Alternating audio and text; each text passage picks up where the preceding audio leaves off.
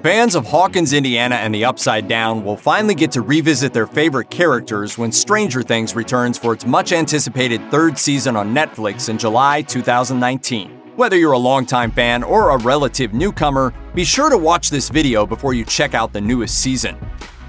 Most of the details about Stranger Things 3 are being kept under wraps, but we do know a few things to expect from the new season.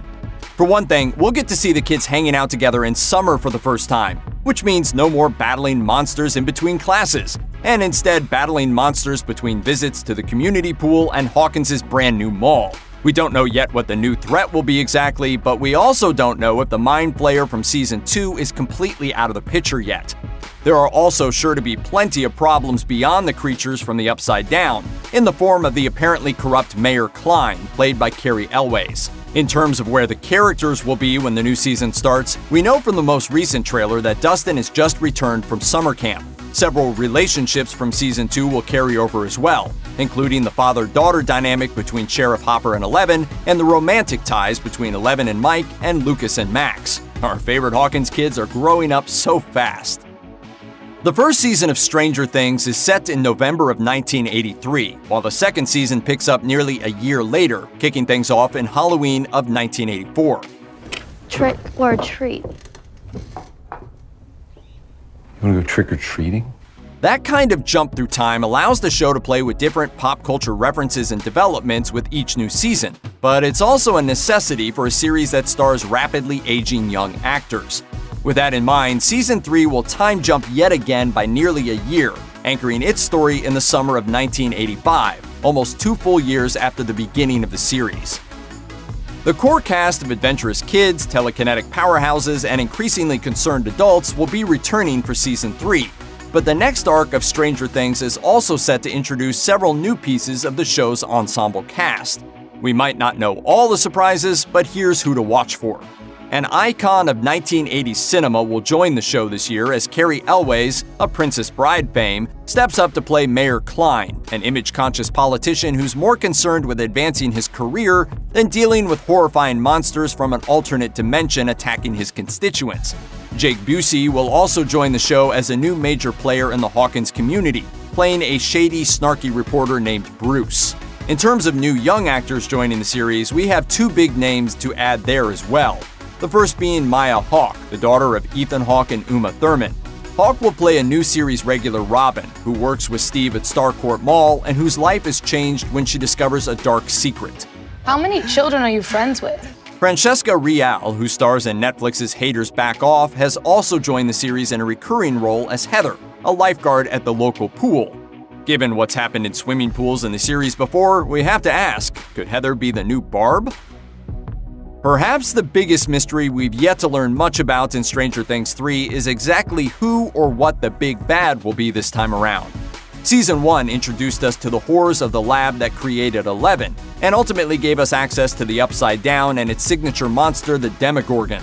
Season 2 gave us the Demo Dogs on its way to revealing the terrifying power and size of the Mind Flayer. As we've already discussed, the final shot of Season 2 seems to suggest that the Mind Flayer is not entirely done with Hawkins yet, but that doesn't mean it will be back right away.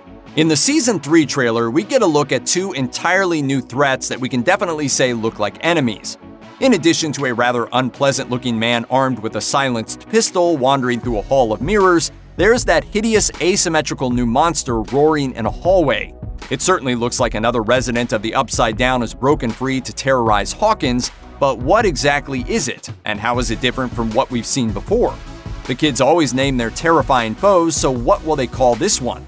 All of the Stranger Things monsters so far have taken their names from monsters found in Dungeons & Dragons, and this new guy sure doesn't look like a gelatinous cube. Gelatinous cube eats village. I think it's terrific. Stranger Things is a show very much steeped in the atmosphere of what it was like to be a kid in the 1980s, so it was bound to get around to mall culture eventually. In Season 3, that time has come at last. As the show revealed in teasers last year, 1985 is the year Hawkins, Indiana finally gets a shopping center. The Starcourt Mall is the newest local attraction, drawing kids and adults alike to hang out in the food court or visit the Walden Books and Sam Goody. Steve works there, and the trailer also hints that many Hawkins residents aren't too happy with Mayor Klein for bringing the mall to the town in the first place. Apart from the mall, since summer's in full bloom, we'll also get a look at the Hawkins community pool, where the trailer reveals Billy is working alongside the brand new Heather as a lifeguard. There is also the Hawkins Post, the town newspaper where the new character Bruce works, and where Nancy and Jonathan might end up for one reason or another. Because Stranger Things is a famously secretive series, any information we can get about the new season at all is valuable, and that includes things that arrive out of context. That's why it was so exciting for fans earlier this year when Netflix dropped a brief teaser which revealed all 8 episode titles for the 3rd season. The case of the missing lifeguard doesn't bode well for Heather and Billy, and the bite certainly seems ominous, but the big one is the season finale, the Battle of Starcourt. It seems like the brand new mall might not survive the season for reasons that have nothing to do with declining sales. Stranger Things is a show which proudly and earnestly wears its influences on its sleeve, in part because of the blend of genre stories that inspired it, and in part because it's the story of a group of kids who are, at heart, huge nerds. These kids live and breathe the pop culture which surrounds them, which is how we get the main characters dressed up like Ghostbusters, scenes of the kids digging through the D&D monster manual to put names to their monstrous enemies, and all the comic book references that Dustin and Lucas share. So do you think Eleven was born with her powers like the X-Men, or do you think she acquired them like Green Lantern? Since the 3rd season is set in 1985, we can expect certain influences to play out in real time, including the box office success of Back to the Future and The Goonies, an adventure that's almost tame by Stranger Things standards. Those are far from the only films we should look to as an inspiration for the new season, though, as creators Matt and Ross Duffer teased John Carpenter's The Thing as one major inspiration. Meanwhile, on the other end of the scale, star David Harbour has mentioned that the new season will also take a few cues from the Chevy Chase private eye comedy Fletch. That's a pretty big shift in tone, but Stranger Things has shown in the past that it can pull off some pretty great comedy along with the scares. Between the Demogorgon and the Mind Flayer, we've already seen plenty of disgusting monsters invading from the Upside Down in the past 2 seasons. This time, though, we should probably expect it to get a little more nasty. According to co-creator Ross Duffer, while it's our most fun season, it also turns out to be our grossest season. I know, it doesn't look like much. A little gross even, right?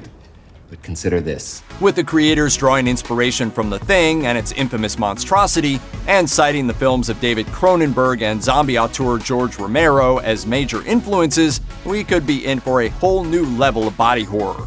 And that's before we get into the scale of things. Season 2 gave us a sprawling series of tunnels that seemed like they were infecting the entire city, and that's not slowing down as we move into the next season either. The still mysterious new threat was even played up by Noah Schnapp, who plays Will Byers, when he said, "The threat is, it's brutal, it gets bad, it's very big, like it's taking over Hawkins." The wait between seasons of Stranger Things has been a long one, but that doesn't mean the franchise has just completely shut down in the time since we last saw the kids from Hawkins. In fact, the world of Stranger Things has only expanded in the time since the last episode was released. If you're really missing this world and its characters, you can dig into some tie-in reading right now. I am on a curiosity voyage, and I need my paddles to travel. These books are my paddles. In the world of prose, we now have an official Stranger Things companion book, Worlds Turned Upside Down, along with 2 tie-in novels. Suspicious Minds tells the story of Eleven's mother and the experiments that were done on her, and Darkness on the Edge of Town flashes back to a story of Sheriff Hopper's time as a cop in New York City in the 1970s. In the comics world, there are also new stories to dig into. In the fall of 2018, Dark Horse Comics launched a 4-issue Stranger Things miniseries that tells the story of what happened to Will Byers during the time he was stuck in the Upside Down. The company has also announced Stranger Things 6, another new miniseries set to tell the story of a different girl experimented on at the Hawkins lab. After its debut season became a pop culture phenomenon on Netflix, it took 15 months for Stranger Things to return for round 2. For some fans, that seemed like an eternity, but that wait time has already been overtaken by the long wait before the arrival of Season 3. How long's a while? You want to be safe? I give it a year. A year? By the time we get to the new episodes, we'll have been waiting for nearly 2 years. The delay between seasons stretched on into 2018 with no real updates, until Netflix Vice President of Original Programming Cindy Holland made it clear last summer that we'd be waiting a little while, and that Netflix was fine with that. Holland told a very patient audience, "It's a handcrafted show. The Duffer Brothers and Sean Levy work really hard and they understand the stakes are high. They want to deliver something bigger and better than what they did last year. With everything we've seen so far, we're betting Season 3 will be worth the wait." Now that the third season of Stranger Things is finally almost upon us after a very long wait, it's time once again to ask the question of how much longer the show will go on. Will we get a fourth season? A fifth? Do we hope for a sixth? Will we follow Lucas, Dustin, Will, Mike, and Eleven as they go off to college and encounter the pop culture of the early 90s? This is something the Duffer Brothers and executive producer Sean Levy have addressed before, and the answer seems to be that the shortest run we'll get at this point is 4 seasons of the show. At one point, the Duffer Brothers were considering wrapping things up with Season 4 for sure, but now they're considering an expansion. As Levy said, "The truth is we're definitely going 4 seasons, and there's very much the possibility of a 5th. Beyond that, it becomes, I think, very unlikely." They might not get to the 90s or even experience the confusion and disappointment of seeing Ghostbusters 2, but that means we still have a while left to spend with the Hawkins gang, knowing that there's at least one more adventure to come. Check out one of our newest videos right here, plus even more Looper videos about your favorite obsessions are coming soon. Subscribe to our YouTube channel and hit the bell so you don't miss a single one.